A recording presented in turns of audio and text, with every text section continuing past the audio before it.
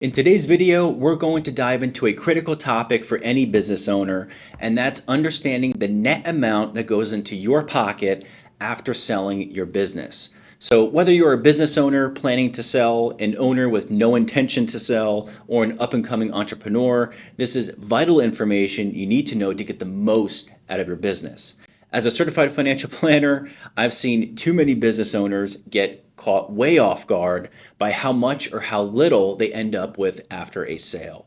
If you don't plan properly, you might find yourself unable to retire or live the lifestyle you desire. So today, I'll break down a real example, while protecting privacy, of course, to show the drastic difference between the sale price of a business and the actual net amount that ends up in your pocket.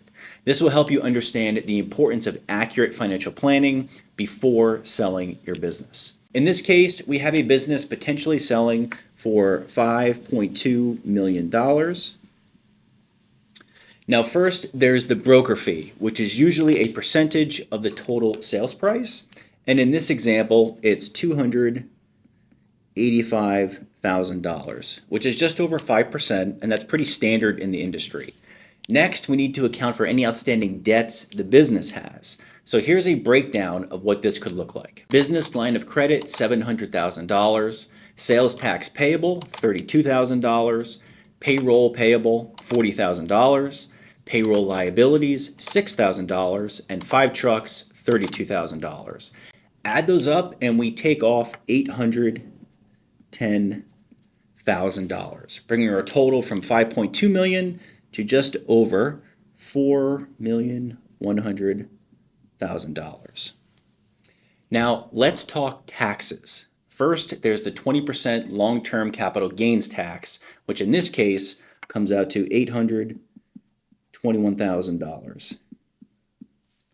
And this reduces our total to $3,284,000.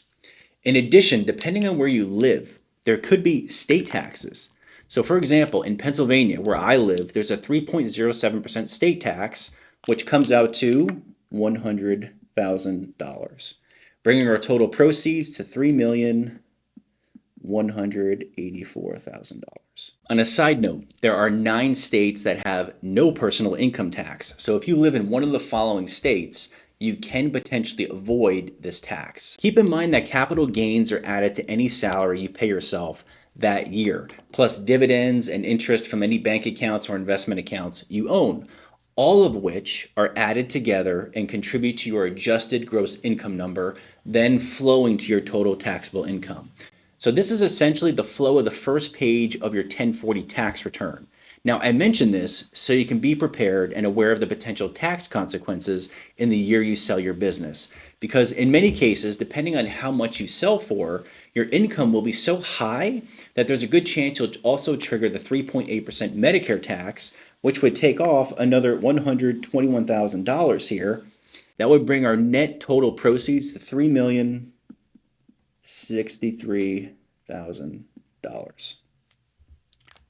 So to recap, we started with a sales price of $5.2 million and ended up with $3,063,000, a 40% decrease. Now keep in mind, this does not include any bonuses or payouts to employees or any splits if there's co-owners. So for example, if you have a 50-50 ownership split of the business, each owner would get just over $1.5 million each.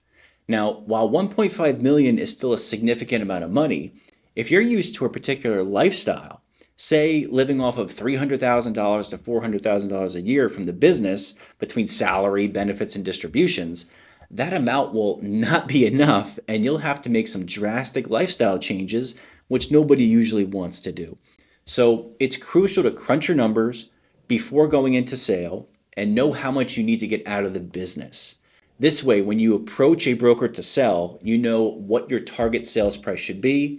And I can guarantee if you do this, you'll be much more prepared, and the broker or M&A advisor will very much appreciate that you've done your homework, as it helps them get you the price you need. So that's it for today. I hope this information was helpful.